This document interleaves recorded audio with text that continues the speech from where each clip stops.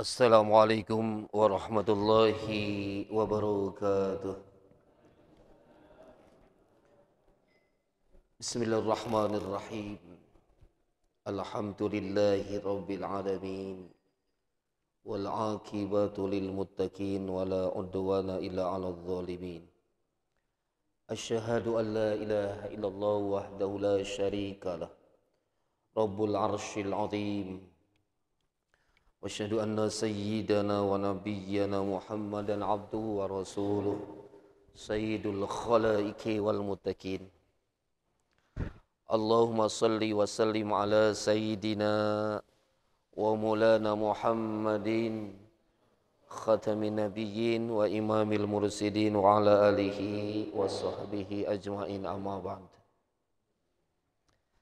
قال الله تعالى في كتابه الكريم أعوذ بالله من الشيطان الرجيم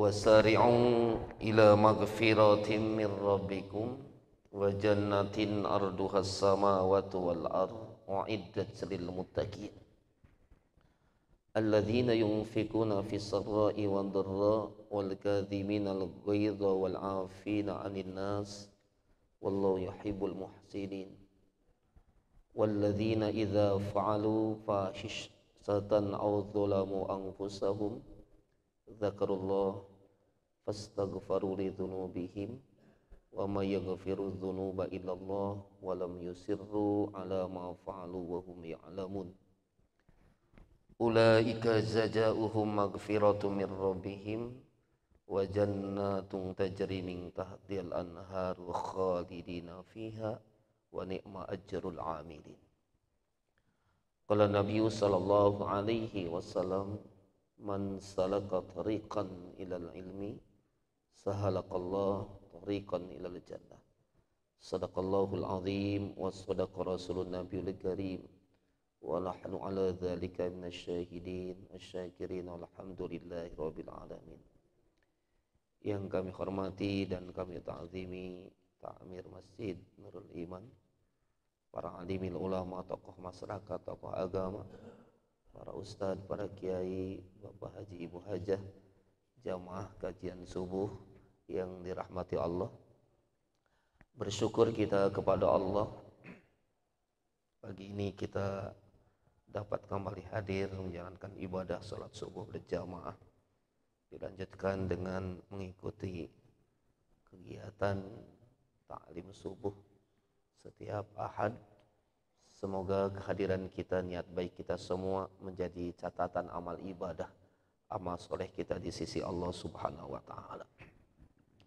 Salawat dan salam tak lupa kita haturkan, sanjung agungkan keharibaan baginda Nabi kita yang mulia Muhammad sallallahu alaihi wasallam, pada keluarga, ahli kerabat, sahabat, dan juga para pengikutnya. Bapak Ibu yang dimuliakan Allah Subhanahu wa ta'ala, dalam kehidupan ini tidak lepas dari dua hal: suka, duka, senang, susah, tangis, tawa, bahagia, derita, itu merupakan bagian daripada kehidupan kita. Orang bilang bahwa hidup ini merupakan bagian dari ujian cobaan. Duka cita, senang susah adalah romantika hidup, gak bisa kita hindarin.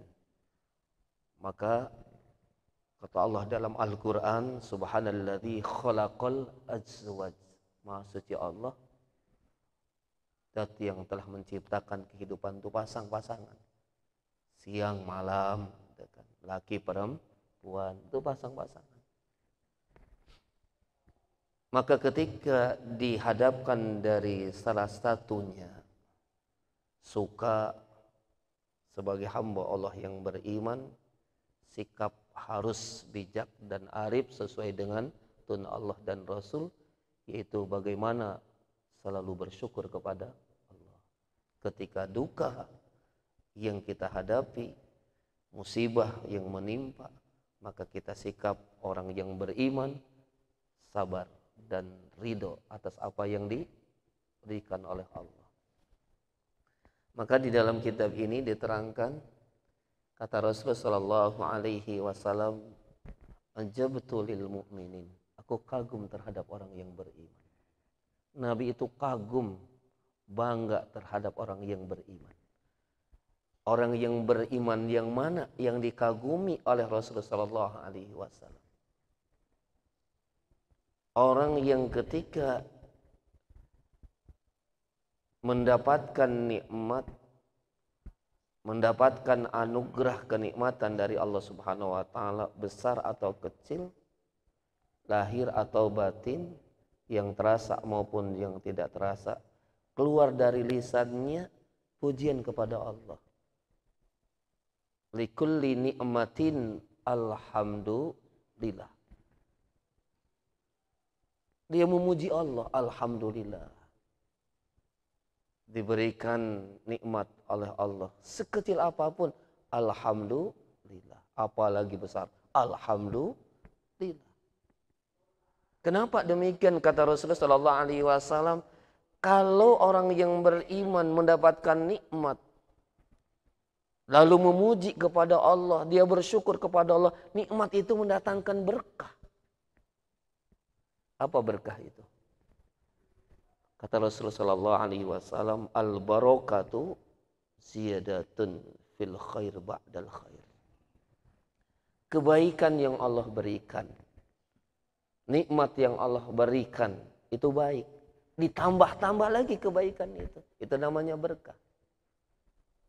Misalnya kita dapat nikmat Allah Subhanahu wa taala, panjang umur. Umurnya dipanjangkan. Berkah umurnya, dia sehat. Sehatnya berkah. Dimanfaatkan untuk taat ibadah kepada Allah Subhanahu wa taala. Itu begitu banyak. Kita juga mempunyai misalnya ya motor. Motor itu berkah. Bukan hanya kita nikmatin, tapi juga anak cucu. Panjang perjalanannya. Rumah juga begitu. Ketika rumah itu berkah, maka rumah itu bukan hanya kita yang menikmatin, anak cucu pun juga menikmatinya. Perjalanan yang panjang nikmat Allah Subhanahu wa taala itu yang namanya berkah.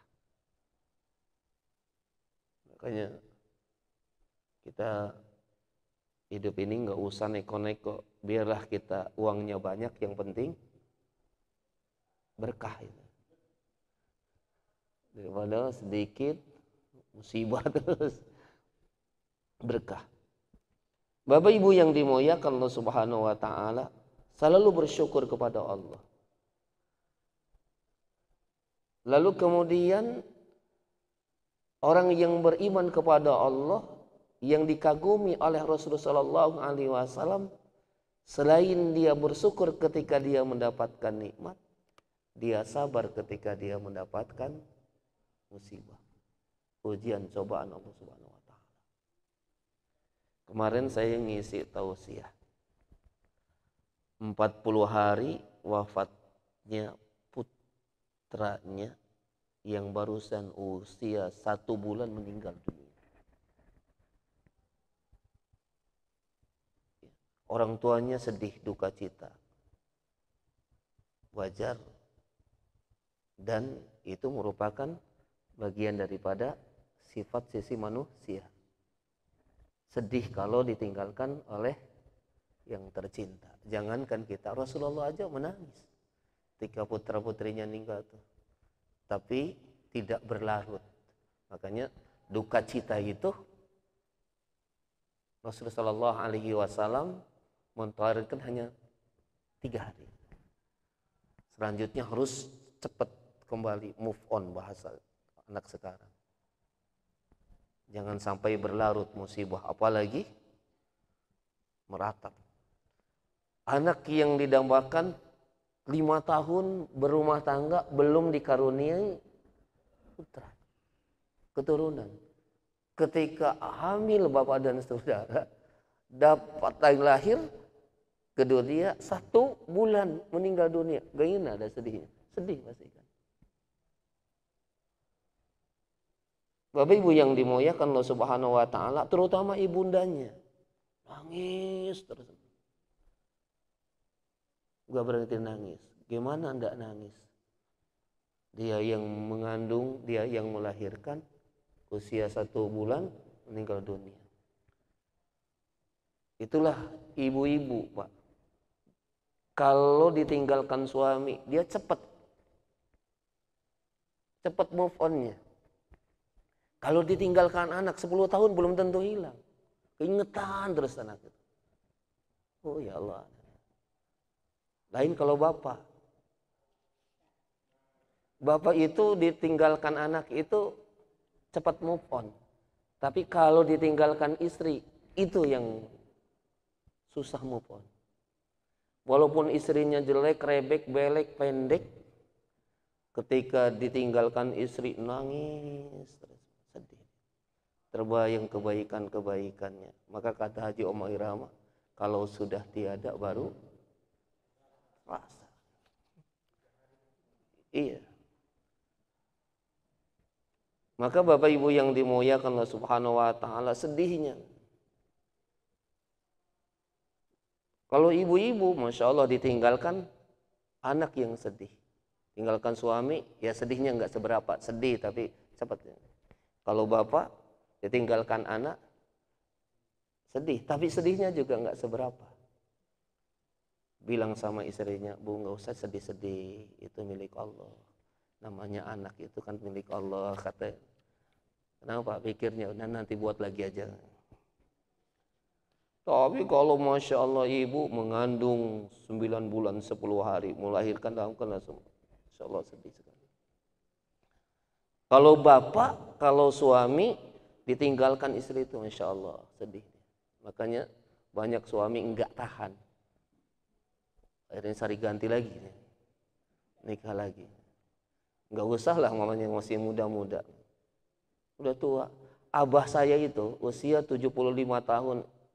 Ibu saya meninggal dunia. Usia 75 tahun. Ibu saya sekitar 65 tahun meninggal. Iya, betul. Lalu kemudian Bapak Ibu yang dimuliakan 7 hari kemudian sudah selesai tahlil aja. Itu bapak-bapak saya itu udah dua-duanya meninggal. Duduk aja di depan. Ditanya sama anak-anak sama adik-adik saya. Abah kernaon? Enggak. Udah jangan ngelamun aja bahasanya. Ulah ngalamun bae bah. Ulah ngalamun bae. Tas ibu tas wafat mantos ulah dipikir-pikirkan didoakeun bae. Diem aja. Abah mau ngopi? Henteu. Abah ngeteh? Henteu. Emam? Henteu. Abah rek nikah deui? Heuh. Itu orang tua. Tadi ngelamun terus, Muhammad lu ngelamun bawahnya. Iya nggak ada kawan. Akhirnya berasa hormati. Ya kita sebagai anak ngelamun kasihan kan. Cariin lah. Ada sepupu ibu saya gitu. Janda juga. Hari-hari pacok-pacok ini jadi. Itu bapak saya langsung semeringah gitu. Semeringah. Bawa kendaraan biasanya ya anaknya cucunya kalau pergi-pergi ini dia kendaraan sendiri, istrinya di muda di belakang di sampingnya. Ya Allah, itu bapak-bapak itu 75 tahun, apalagi berusaha 45. Kalau ibu-ibu. Jadi Bapak Ibu yang dimuliakan Allah Subhanahu wa taala. Jadi ketika itu saya ngelihat ya Allah sedih terus. Saya ceramah ke sedih, nangis. Dabu. Semua apa yang terjadi dalam kehidupan itu kalau disikapi dengan sabar pasti ada hikmah. Orang yang meninggal dunia. Anak bayi ini bapak dan saudara, usia balita itu. Ketika dia meninggal dunia itu jaminannya surga. Balita. Jaminannya surga. Kalau kita walaupun wah Masya Allah udah rajin ke masjid belum tentu. Tapi kalau anak bayi udah surga. Makanya bapak-bapak dan ibu-ibu ada anak balita meninggal dunia nggak usah khawatir. Justru ya ada hikmah yang besar. Ahli surga. Dan yang kedua, bayi yang meninggal dunia itu memberikan syafaat, memberikan pertolongan, mengangkat kedua orang tuanya. Memberikan syafaat. Suatu ketika ini, dalam kitab diterangkan, itu setelahnya hari kiamat vonis semua sudah selesai. Ya, ahli ibadah beriman kepada Allah, surga, yang maksiat, yang durhaka, kafir, udah neraka. Ada sekelompok wildan namanya, anak-anak kecil. Di anak-anak kecil itu jadi hiasan surga. Itu sekelompok itu nangis aja di dalam surga itu nangis. Padahal dalam surga itu kata Allah, la khaufun alaihim wala hum yahzanun. Enggak boleh takut, enggak boleh bersedih. Enggak boleh. Ini nangis kan salah satu tanda kesedihan. Walaupun ada sebagian ada tangisan kebahagiaan. Ini nangis, enggak mau disuruh diem, enggak diem, nangis. Akhirnya malaikat itu lapor kepada Allah, ya Allah, ini ada anak-anak bayi, anak-anak kecil pada nangis semua. Bahasa kalau ngomongnya udah ribut bener, reseh bener di dalam surga. Anak-anak itu. Coba ditanya kata Allah, maunya apa? Mau apa mereka itu? Kata malaikat, anak-anak sini, kamu kenapa pada nangis? Kami kepengen ketemu orang tua kami. Siapa orang tua kami? Mana orang tua kami ini? Kata anak-anak itu. Lalu Bapak Ibu yang dimuliakan Allah Subhanahu wa taala, ya udah, dicari di pelosok surga itu enggak ketemu. Enggak ketemu orang tuanya. Waduh, di luar surga pasti neraka ini kata malaikat. Disampaikan kepada Allah, ya Allah, dicari orang si anak-anak itu kepengen ketemu orang tuanya, dicari orang tuanya di surga enggak ketemu. Coba dicari di dalam neraka. Ada apa di dalam neraka? Nyungsep dalam neraka. Nah, karena permohonan tangisan si anak ini dilaporkan oleh seorang hormati bahwa orang tuanya ada di dalam neraka. Kata Allah, keluarkan dia dari dalam neraka. Masukkan ke dalam surga. Biar si anak-anak enggak menangis lagi. Itu luar biasa. Maka para ulama-ulama, kiai-kiai dulu itu berharap kalau mendidik anak bisa menolong kita supaya anaknya soleh dan soleha. Soleh membantu kita nanti orang tua. Setidak-tidaknya kalau anak balita yang meninggal dunia itu Bapak Ibu yang dimuliakan Allah Subhanahu wa taala, dia memberikan syafaat, memberikan pertolongan karena anak balita tidak ada dosa dan bersih suci tanpa noda. Memberikan syafaat kepada kedua orang tuanya. Kamu bersyukurlah kalau Bapak Ibu punya anak balita meninggal dunia. Setelah mereka menantikan orang tuanya, mencari orang tuanya. Bapak Ibu yang dimuliakan Allah Subhanahu wa taala, setelah diceritakan, dibacakan kitab hadisnya seperti ini itu langsung ya Allah, alhamdulillah Pak Ustaz. Mudah-mudahan anak saya yang meninggal dunia balita ini satu bulan di dunia, insyaallah jadi ahli surga dan akan menolong orang tuanya. Belum tentu Bapak Ibu yang dimuliakan Allah Subhanahu wa taala nanti besar memberikan kebanggaan bagi kita. Di akhirat memberikan syafaat pertolongan kepada kita. Ini ada cerita lagi. Ada jamaah saya di Gang PU itu, Pak. Tiba-tiba telepon pagi-pagi kayak gini Nabi sallallahu alaihi wasallam. Sambil nangis. Nangis. Ustaz, tolong Ustaz, tolong. Tolong apa, Bu? Apa yang bisa bantu? Saya bantu. Ini anak saya, Pak Ustaz. Kecilnya baik, bagus, sekolah juga ranking. Ketika saya kuliahkan di ITB itu Bandung ya. Salah pergaulan Pak Ustaz. Ya. Terjebak dengan obat-obat terlarang. Masya Allah, saya tarik lagi pulang ke Lampung. Saya obatin 2 bulan sembuh, kambuh lagi. 2 bulan sembuh, kambuh. Habis harta semua. Untuk mengobatin anaknya. 4 tahun Bapak dan Saudara. Tolong Pak Ustadz, saya rasanya udah putus asa. Mau diapain anak saya? Akhirnya berasa hormati kata saya, Bu, insya Allah saya nanti malam ngisi ceramah di Kemiling. Nanti saya mampirlah ke Gang PU. Lalu kemudian Bapak Ibu yang dimuliakan Allah Subhanahu wa taala sudah masuk rumahnya. Assalamualaikum, waalaikumsalam. Mana putra ibunya? Itu di kamar dikunci itu sama orang tuanya. Lihat ya Allah, udah hancur badannya. Tinggal kulit sama tulang aja. Cekung, obot gondrong. Pak, saya lihat mana? Fotonya itu lagi sehatnya foto tuh. Bagus bener anak itu. Bagus bener. Ini Pak Ustadz, anak saya. Sudah 4 tahun kayak begini. Rasanya saya putus asa Pak Ustadz.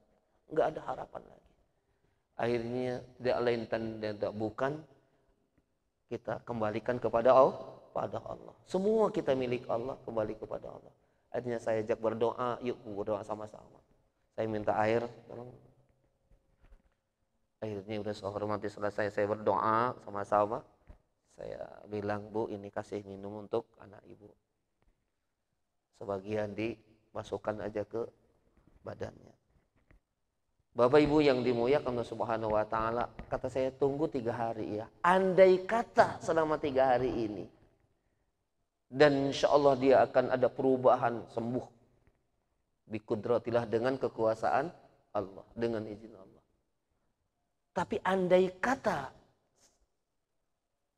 3 hari ini, saya bilang 3 hari ini, mungkin besok atau lusa Allah menjemputnya, mengambilnya, ibu harus ikhlas. Insya Allah Pak Ustaz ikhlas. Dah, lama saya pulang. Tunggu hari pertama nggak ada telepon Pak. Hari kedua juga nggak telepon. Pas hari ketiga subuh kayak gini telepon. Assalamualaikum Pak Ustadz. Waalaikumsalam Pak Ustadz. Alhamdulillah Pak Ustadz. Terima kasih. Alhamdulillah kenapa Bu? Alhamdulillah anak saya semalam meninggal dunia Pak Ustadz. Meninggal dunia. Alhamdulillah. Maka di dalam Al-Quran itu anak-anak itu ada tipe anak itu 4. Ada yang namanya zinatul lakum, hiasan bagi kita. Ada anak yang fitnatul lakum, fitnah bagi kita orang tua. Ada yang ketiga aduwwul lakum, musuh bagi orang tua. Nah, yang kita harapkan anak-anak yang kita dambakan qurrata a'yun.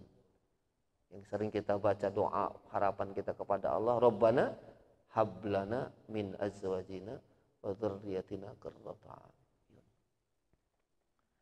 Bapak Ibu yang dimuliakan Allah Subhanahu wa taala, jadi ketika diuji oleh Allah apapun bentuknya, berat atau ringan, besar atau kecil, orang yang beriman kepada Allah Subhanahu wa taala, dia bersabar, dia ikhlas, dia ridho atas keputusan Allah Subhanahu wa taala, pasti musibah itu akan mendatangkan hikmah dalam kehidupan. Kalau nikmat bersyukur berkah, kalau musibah menimpa bersabar, dia hikmah yang datang. Maka kata Allah dalam Al-Qur'an, innallaha ma'as sabirin. Sungguhnya Allah itu kaya miskin itu adalah ujian cobaan Allah. Maka kata Allah dalam Al-Quran, walanabluwannakum, bukan, tabarakalladzi biyadihil mulku wa huwa ala kulli syai'in qadir, alladzi khalaqal maut wal hayat liyabluwakum ayyukum ahsanu amala. Kehidupan kematian ujian cobaan. Aku mau lihat, kata Allah Subhanahu wa taala, menginginkan mana yang terbaik daripada amal-amal hambaku, kata Allah Subhanahu wa taala. Diuji oleh Allah nikmat, bagaimana dia amalnya, bagaimana ketika diuji dengan musibah. Itu bagaimana amalnya. Sebab ada orang, Bapak dan Ibu, nih udah masuk nih sejarah. Sirah nubuwah. Ada seorang sahabat Rasul sallallahu alaihi wasallam yang namanya Sa'labah. Sa'labah itu diuji oleh Allah Subhanahu wa taala dalam kemiskinan. dalam kemiskinan. Dalam kemiskinan itu bapak dan ibu, Masya Allah, miskin itu miskin banget gitu loh.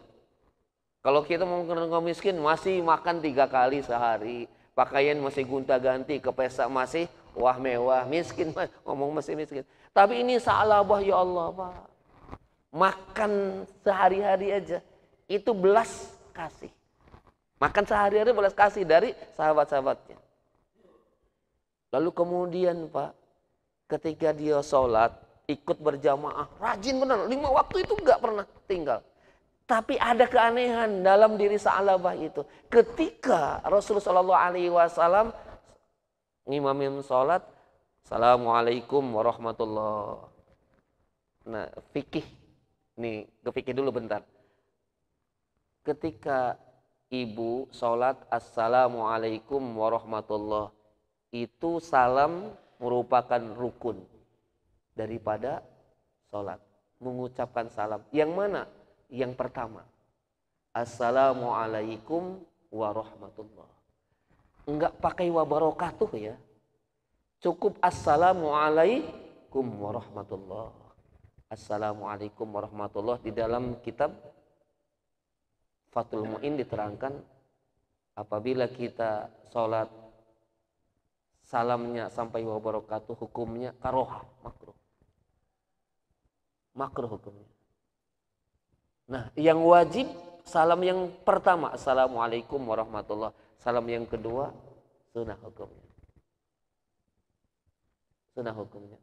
Maka apabila misalnya ibu-ibu sholat, dalam sholat itu, ya Allah, di pertengahan sholat, nahan kentut, nahan buang angin, mules. Mau dibatalkan gimana? Dilanjutkan, tahan, mules. Sampai tahiyat, sudah tahiyat udah di ujung. Ketika salam yang pertama, Assalamualaikum warahmatullah, salam kedua nggak tahan keluar, terus. Gimana hukum sholatnya? Sah, sah. Itu berdasar. Tapi nanti jangan sengaja. Nah, nanti udah ke Pak Ustadz dulu sah Pak, jadi udah tahan. Assalamualaikum warahmatullah, udah keluarkan aja dulu. Enggak balik kayak gitu. Tetap sampai sempurnakan Assalamualaikum warahmatullah. Assalamualaikum warahmatullah. Nah, lalu kemudian Bapak Ibu yang dimuliakan Allah Subhanahu wa taala berzikir. Bagaimana ketika berzikir kita tidak berwudu? Lanjut nggak apa-apa. Zikir itu walaupun tidak berwudu tidak apa-apa. Ya. Kata Allah dalam Al-Qur'an, fa idza qudiyatus shalah fadhkurullaha qiyaman wa qu'udan wa ala junubihim. Ketika engkau sudah melaksanakan sholat, berzikirlah kepada Allah.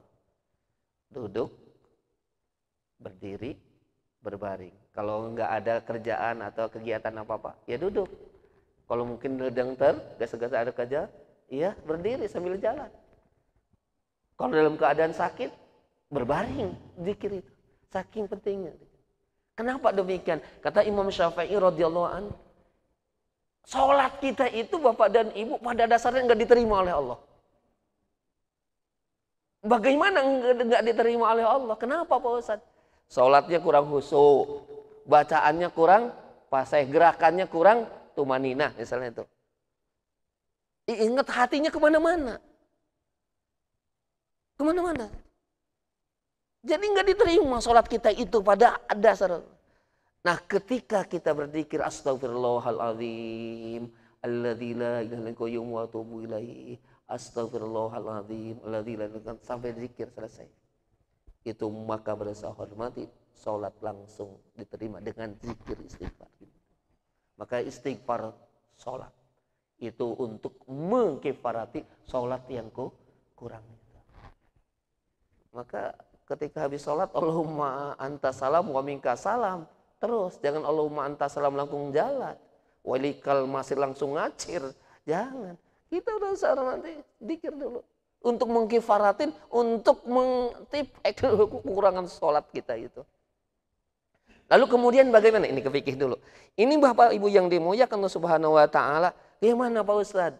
Nah, kadang-kadang kita sedang berzikir kan. Kawan, kanan, kiri. Assalamualaikum warahmatullahi wabarakatuh. Assalamualaikum, salaman. Salaman lah, enggak apa-apa. Walaupun secara tertibnya itu berasa hormati, zikir dulu, selesai zikir baru salaman. Itu berasa hormati ininya. Zikir dulu baru salaman. Tapi secara ini nggak apa-apa salaman. Jangan sampai kayak begini. Seorang ketika sholat berzikir, lalu assalamualaikum, assalamualaikum, kawannya ngajak salaman. Gak mau, nanti dulu. Gak boleh. Nolak salaman. Ada orang yang kayak begitu kok, menolak salam. Salaman kawan-kawannya. Tidak sunnah. Padahal saya hormati iman Islam. Yang paling tinggi itu ihsan. Kita beriman kepada Allah harus. Kita berislam harus. Kita sholat, zakat, puasa. Iman dan Islam kita itu akan indah kalau dihiasi dengan ihsan. Artinya apa? Akhlak. Hukum itu penting. Tapi etika itu harus ditegakkan. Maka udah hormati kita mengkaji hukum segala macam ini, masya Allah. Contoh orang pintar alim, pokoknya ahli di bidang ilmu, masya Allah semua ilmu. Tapi kalau dia enggak ada etika hidupnya, enggak ada akhlak dalam hidupnya, maka keilmuannya itu akan terlihat hampa. Maka Bapak Ibu yang dimuliakan, begitu juga taat. Ketika kita taat, sholat berjamaah, udah palanya besar. Ketika berasa hormati, kawan ngajak salaman, sambut salaman itu. Kenapa? Ketika kita tolak salaman itu akan melukai hati saudara kita. Kata itu akan menjadi masalah dalam kehidupan, menyakiti. Itu berasa hormati, ada ceritanya. Habis sholat kan biasa zikir dulu, saya semua salaman. Ada mungkin pemahaman orang sebelah Wahabi. Itu udah hormati ketika dia nggak mau salaman. Cucung saya ikut sholat. Saya ajarin cucung itu habis sholat itu salaman biasa ya kan, banyak ke cucung. Salaman. Itu mendidik akhlak. Ketika udah hormati, cucung saya ngajak salaman, dia nggak mau salaman. Langsung kata saya, Masya Allah, saya panggil. Kenapa nggak mau salaman? Itu nggak ada ajaran Rasulnya, nggak ada. Itu merasa hormati, itu alasan kayak gini. Kata saya tanya, ada nggak dasar hadis larangan orang yang habis sholat salaman? Diem dia. Jadi kalaupun salaman itu tidak ada dasar dalilnya, maka itu adalah merupakan etika kehidupan kita.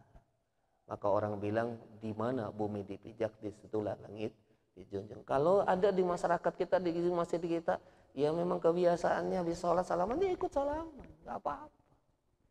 Tapi juga begitu kita beretika. Ketika di suatu masjid itu tidak ada acara salam-salaman habis sholat, kita juga jangan keliling kunci salaman. Itu juga begitu, nggak boleh juga. Ya, itu etikanya. Itulah orang bilang, di mana bumi dipijak, di situlah langit. Ya enggak, di mana kita harus bisa dan mampu membawa dari kita. Itu bilang, itu saya ke Mekah Pak Ustadz, umroh. Dia nggak tahu bahwa saya udah ke Mekah.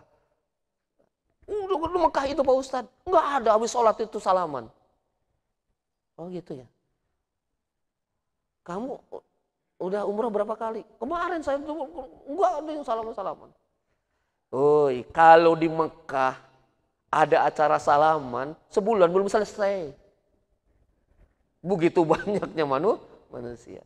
Jadi Bapak Ibu yang dimuliakan Allah Subhanahu wa taala. Jadi kalau misalnya kita sholat, habis zikir, yang zikir salaman, sambut aja. Jangan Bapak Ibu kita tolak salaman itu. Enggak boleh kita. Menyakiti hati orang, menyinggung perasaan orang. Jangan. Sambut. Bapak Ibu yang dimuliakan Allah Subhanahu wa taala, ini Sa'labah kembali. Sa'labah ini sahabat Rasulullah sallallahu alaihi wasallam itu kalau habis sholat enggak zikir lagi, langsung pulang. Kemudian dipanggil oleh Rasulullah sallallahu alaihi wasallam, "Hei Sa'labah, sini kamu. Saya lihat, saya perhatikan kamu kalau habis sholat enggak zikir dulu, langsung kamu pulang." Nabi mengatakan demikian, "Man shalla falam yadhkur fa huwa qirrun." Barang siapa yang sholat enggak berzikir, maka tabiatnya, sifatnya sama dengan sifat monyet, enggak tenang. Kirdun itu. Masya Allah, luar biasa. Maka untuk itu kamu harus berzikir dulu kalau habis sholat. Kata Nabi. Akhirnya Sa'labah, ya Rasulullah Sallallahu Alaihi Wasallam, mohon ampun wahai Rasul. Saya bukan gak mau habis sholat berzikir, berlama-lama denganmu wahai Rasulullah. Kenapa? Engkau tahu aku ini sahabat yang paling kismin. Miskin ya Rasulullah. Pakaian saya ini cuman satu-satunya. Anak bini saya nunggu saya pulang. Kalau saya lama-lama bisa nggak sholat mereka. Ini semua gantian. Oh, saking miskinnya itu Sa'labah. Waduh gitu ya. Akhirnya kata Rasulullah Sallallahu Alaihi Wasallam, wahai Sa'labah, sabar ya, ridholah engkau dalam keadaan kondisi demikian. Pasti ada hikmah. Iya Rasulullah, tapi kalau lama-lama nggak sanggup wahai Rasul. Tolonglah doain saya Rasulullah supaya jadi orang kaya wahai Rasul. Doain saya, dukung saya supaya jadi orang kaya, supaya saya bisa lama-lama di masjid bersama engkau wahai Rasulullah. Tolong. Ngelihat, menangis, memelas Sa'labah kayak begitu. Kata Rasulullah Sallallahu, kamu sanggup jadi orang kaya? Kamu mau tetap mau beribadah seperti ini? Istiqomah kamu. Oh pokoknya ya Rasulullah akan saya sanggup. Pokoknya saya nggak akan tinggal sholat di masjid. Nggak akan tinggal saya berjamaah wahai Rasul. Yang miskin aja saya sanggup kayak begini. Apalagi jadi orang kaya wahai Rasulullah. Pasti saya lebih semangat lagi ibadah. Betul, betul. Swear. Enggak ke pasar. Dah janji. Dibantu Rasulullah. Saya doain kamu jadi orang sukses kaya. Nanti besok kau ambil 2 ekor kambing. 1 betina, 1 jantan.